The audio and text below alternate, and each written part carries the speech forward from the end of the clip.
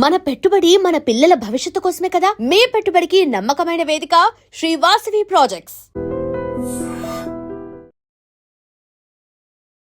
నమస్కారం, welcome to I dream. ధర్మ మార్గం విత్ విజిత కార్యక్రమానికి స్వాగతం.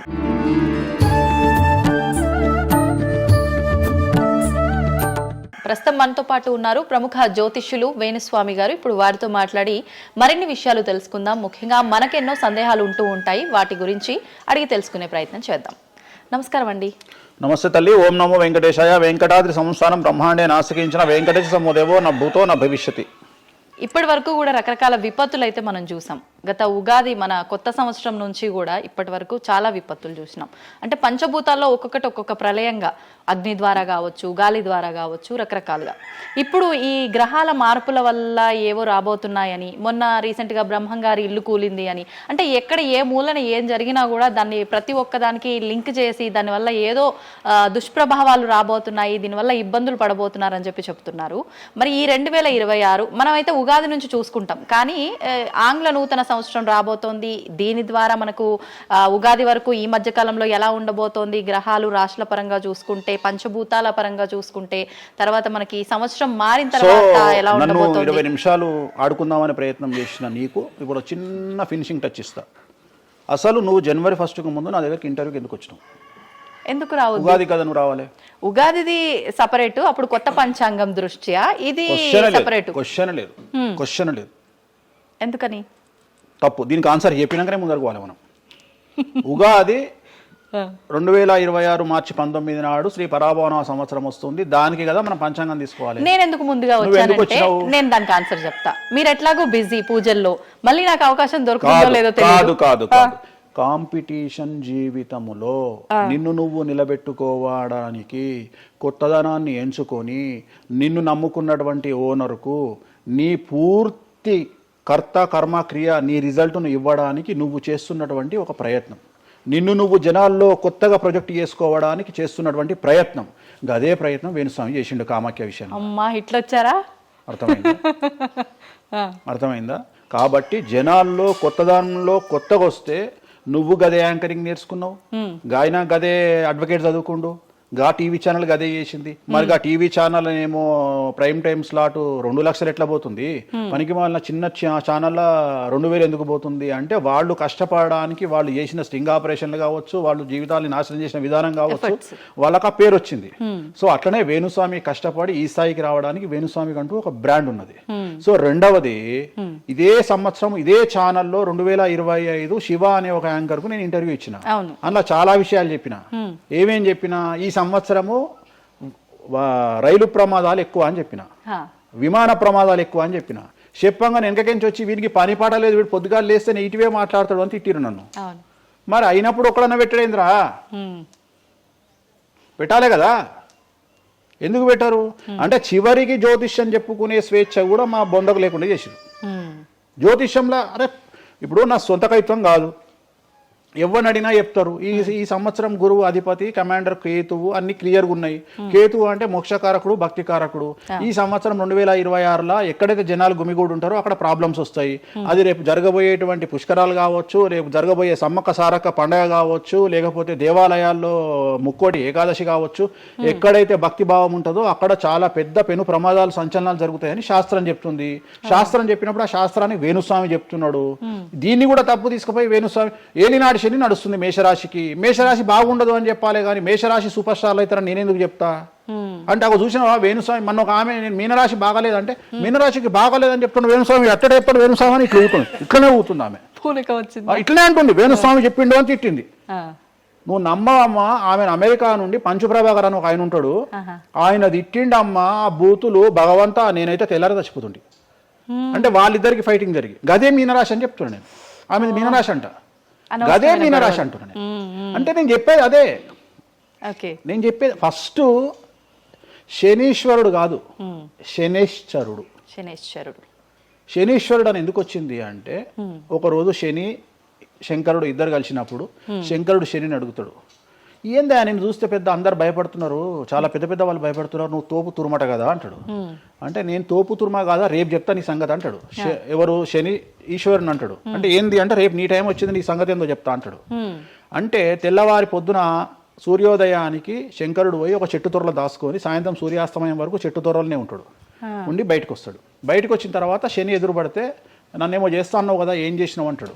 అంటే నువ్వు లయకారకుడివి, ప్రపంచాన్ని శాసిస్తావు, ముల్లోకాలను శాసిస్తావు, అట్లాంటి నిన్ను తీసుకుపోయి సూర్యోదయం నుండి సూర్యాస్తమయం దానిక చెట్టు త్వరలో దాచిపెట్టిన, ఇంతకంటే నేను చేసేదే ఉంది అంటాడు. ఆట మొదలు పెట్టేశాడు అక్కడ ఆల్రెడీ. అప్పటి నుండి ఆయనకు శనీశ్వరుడు అని పేరు వచ్చింది. Okay okay. సో ఇది జరిగింది శంకరుడికి కూడా జరిగింది, రాముడికి కూడా జరిగింది. సో ఏలినాటి శని పీరియడ్లో, షష్టమ శని పీరియడ్లో బాధలు పడేటువంటి పరిస్థితి ప్రతి ఒక్కళ్ళకు ఉంటుంది. రెండవసారి ఏలినాటి శనిలో మరీ దరిద్రంగా ఉంటుంది. కలియుగంలో దాని తీవ్రత చాలా ఎక్కువగా ఉంటుంది. కలియుగంలో ఫిజికల్ కంటే మానసికమైన దెబ్బలు చాలా ఎక్కువగా ఉంటాయి. జనాలు కొట్టే దెబ్బలు చాలా ఎక్కువగా ఉంటాయి. నరఘోష వల్ల తినే దెబ్బలు చాలా ఎక్కువగా ఉంటాయి. కలియుగ దైవమైనటువంటి వెంకటేశ్వర స్వామి వారికే ఎన్నో రకాల పూజలు చేసి దిష్టి తీయడానికి ప్రయత్నం చేస్తున్న సందర్భంలో ఆఫ్టర్ ఆల్ మానవుల మనమింత.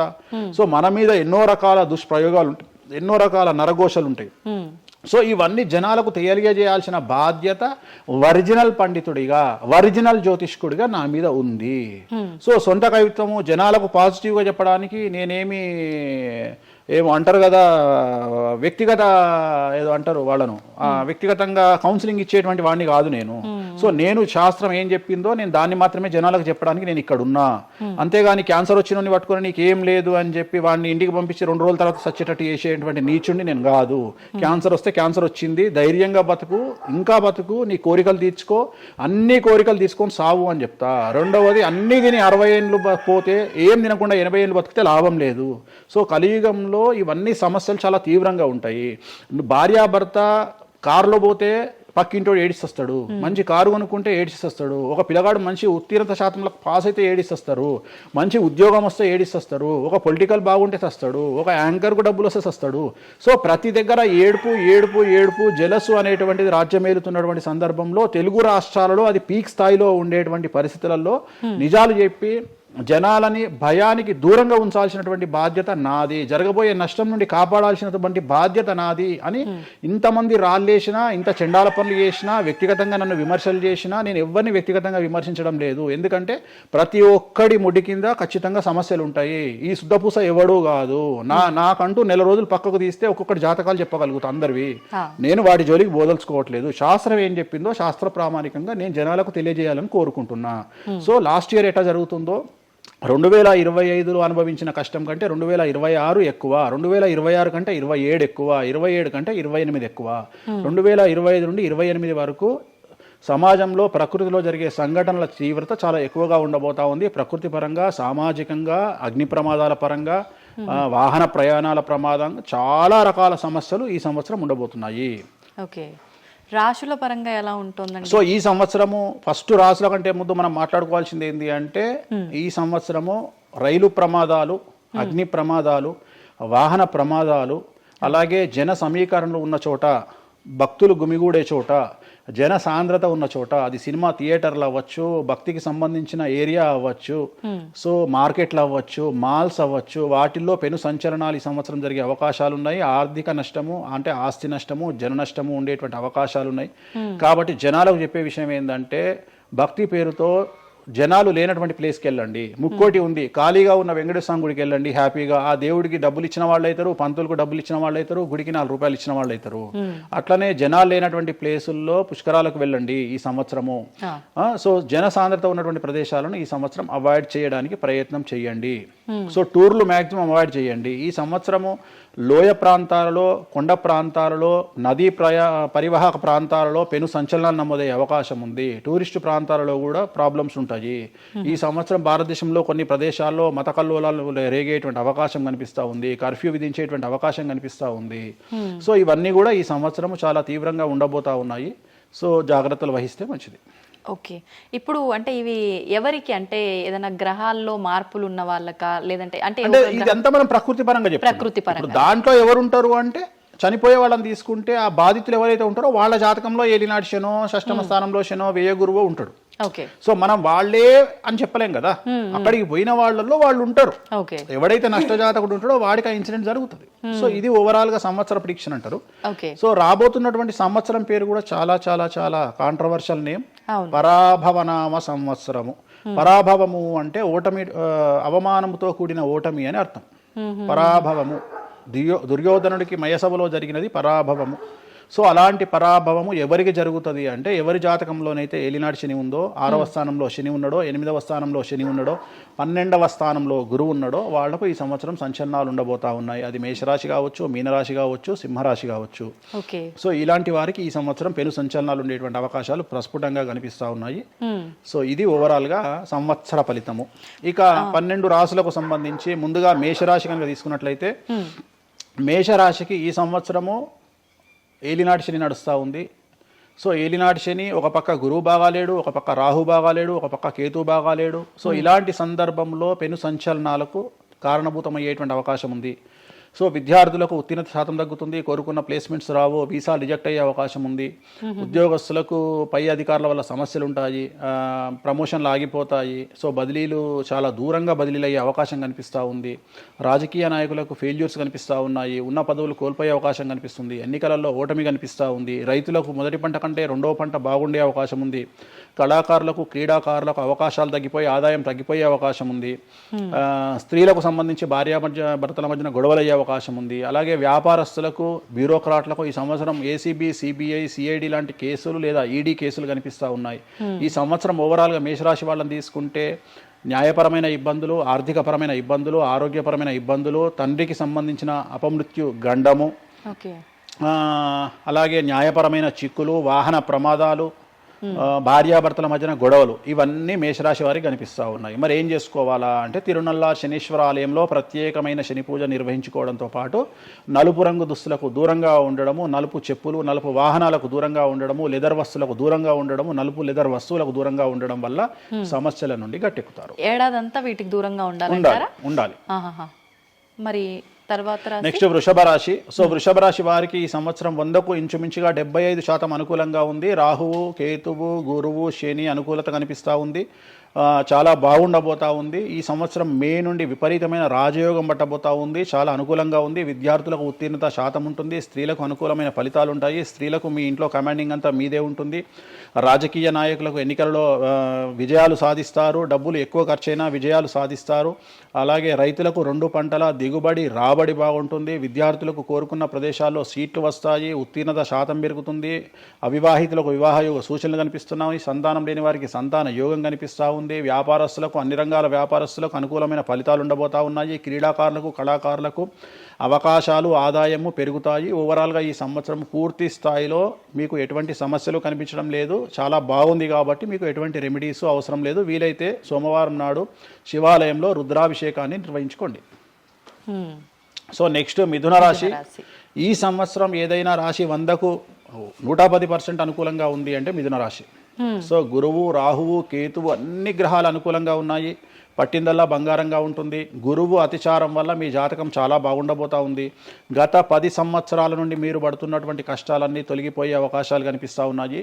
సో కొత్త స్పీడ్తో ముందుకు వెళ్ళండి. కొత్త ఆలోచనలు చేయండి. ఎంత గొప్పగా జీవితంలో ముందుకెళ్లాలో ప్లాన్ చేయండి. చాలా గొప్పగా ఆలోచించండి. చిన్నగా ఆలోచన చేయకండి. గురువు విపరీత రాజయోగాన్ని ఇవ్వబోతా ఉన్నాడు. దైవబలం మీకు అనుకూలంగా ఉంది.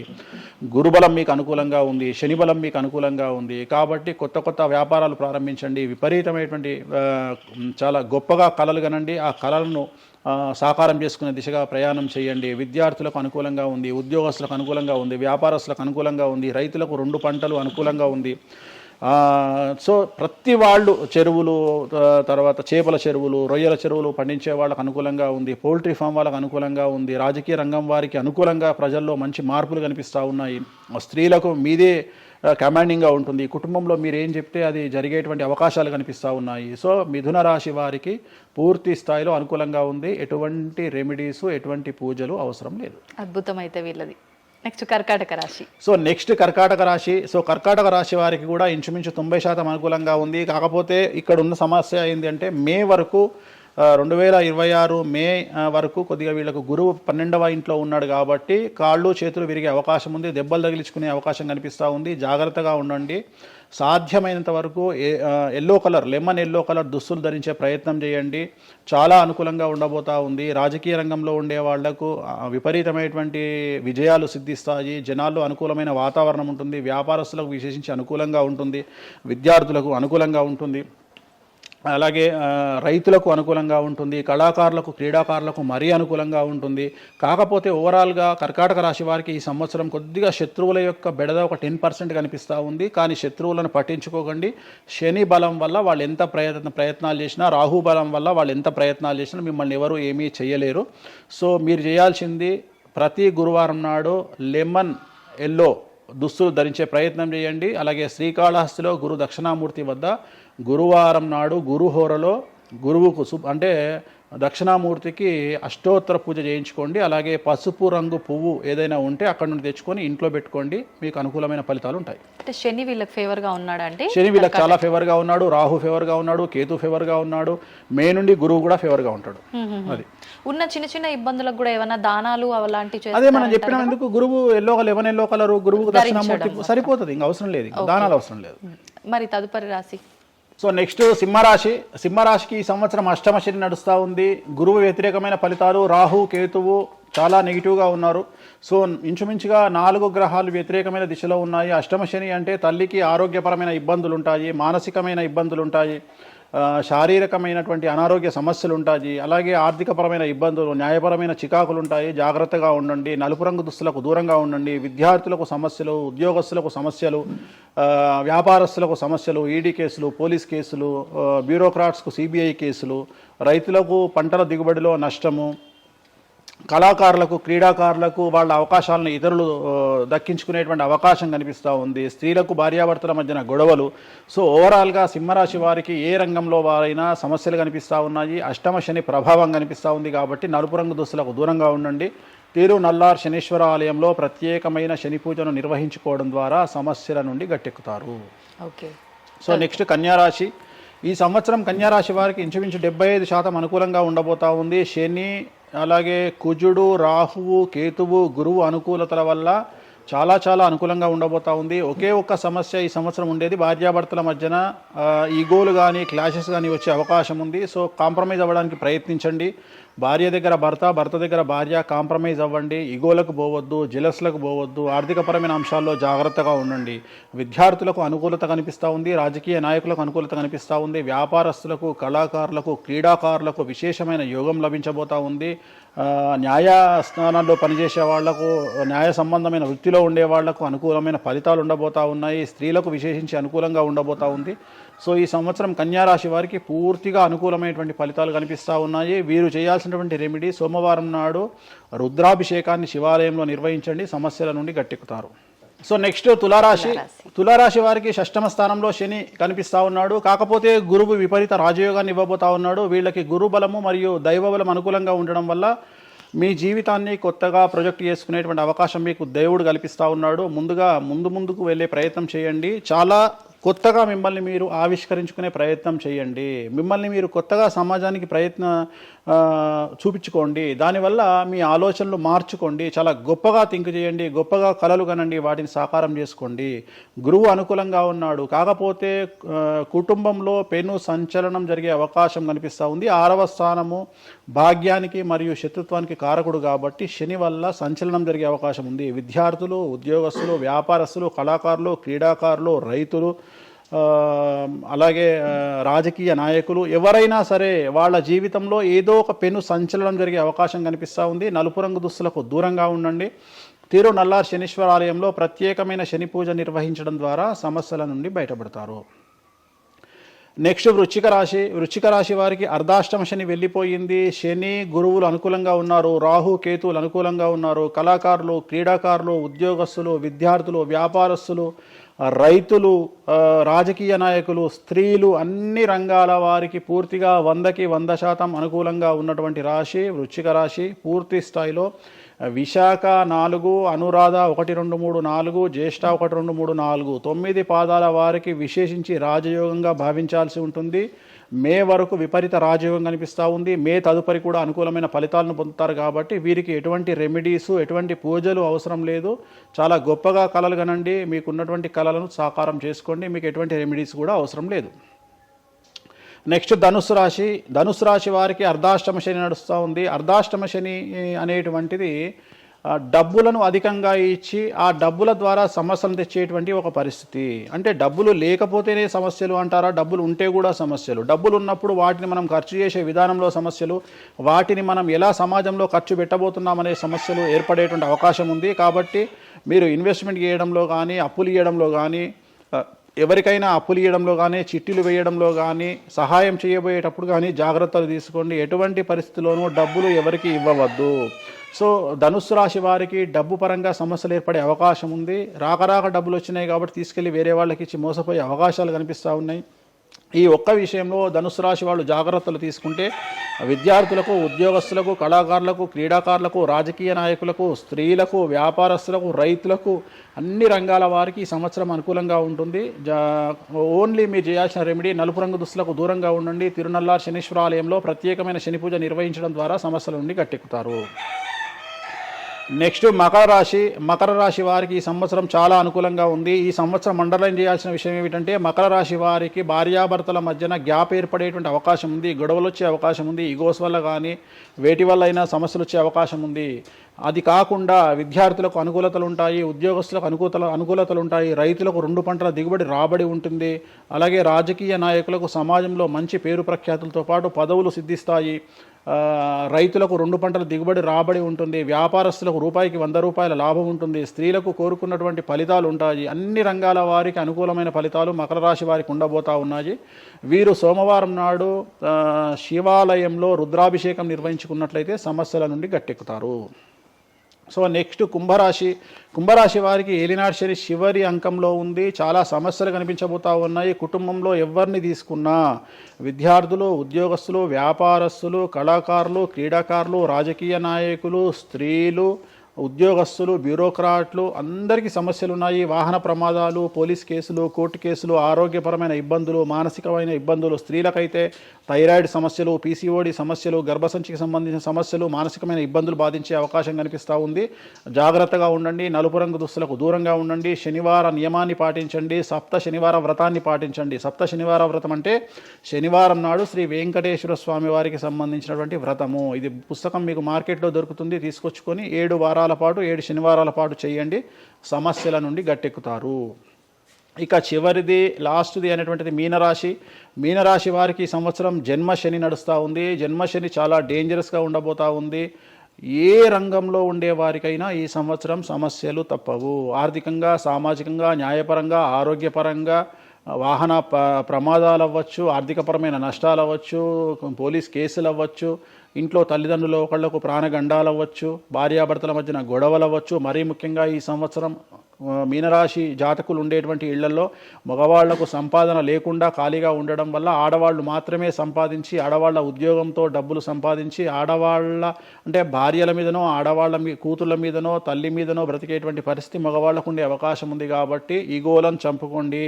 సో ఆడవారి మీద బ్రతకడానికి సిద్ధపడండి, కష్టపడండి, మానసికంగా సంసిద్ధులుగా ఉండండి. అంటే అలాంటి ఒక కండిషన్ ఈ సంవత్సరం ఉండబోతా ఉంది. ఈ ఒక్క సంవత్సరాన్ని కనుక మీరు దాటగలిగితే మీ జీవితంలో మంచి మంచి మంచి పొజిషన్లకు వెళ్తారు. సో నలుపు రంగు దుస్తులకు దూరంగా ఉండండి. రాత్రిపూట ప్రయాణాలు చేయకండి. వాహన ప్రమాదాలు జరిగే అవకాశం కనిపిస్తూ ఉంది. జన సమూహం ఉన్నటువంటి ప్రాంతాలకు వెళ్ళకండి. సో జాగ్రత్తలు తీసుకోండి. నలుపు రంగు దుస్తులకు దూరంగా ఉండండి. తిరునల్లార్ శనీశ్వర ఆలయంలో ప్రత్యేకమైన శని పూజ నిర్వహించడం ద్వారా సమస్యల నుండి బయటపడతారు. ఇప్పుడు ఈ రాశి ఫలాల్ని ఈ మధ్యకాలంలో చాలా మంది ఫాలో అవుతున్నారండి. ఇది అక్షరం అంటే పేరులో మొదటి అక్షరాన్ని బట్టి ఫాలో అవ్వాలా, లేదంటే డేట్ ఆఫ్ బర్త్ బట్టి వచ్చే రాశిని ఫాలో అవ్వాలా? ఇది పేరులో దాని సంబంధం లేదు, డేట్ ఆఫ్ బర్త్ ప్రకారం చూసుకోవాలి. రెండోది ఇది గోచారం, గ్రహచారం వేరు, గోచారం వేరు. ఇది జస్ట్ గోచారం ప్రకారం ఎలాగైతే మనము సౌరమానం ప్రకారము మనం చూసుకుంటామో అలా ఇది ఓన్లీ చాంద్రమానం ప్రకారము మీ నక్షత్రం ప్రకారం చూసుకోవాల్సిందే. మళ్ళీ వ్యక్తిగతమైన జాతకం వేరు. అంటే ఒక 3-4 రాశులు మినహాయించి అన్ని రాశుల వారికి కొంచెం ఇబ్బందికర పరిస్థితులే ఉన్నాయి. దానికి మీరు చెప్పిన రెమెడీస్ చేసుకుంటే సరిపోతుంది. ధన్యవాదాలండి, చాలా చక్కగా వివరించారు. ఓం నమో వెంకటేశాయ.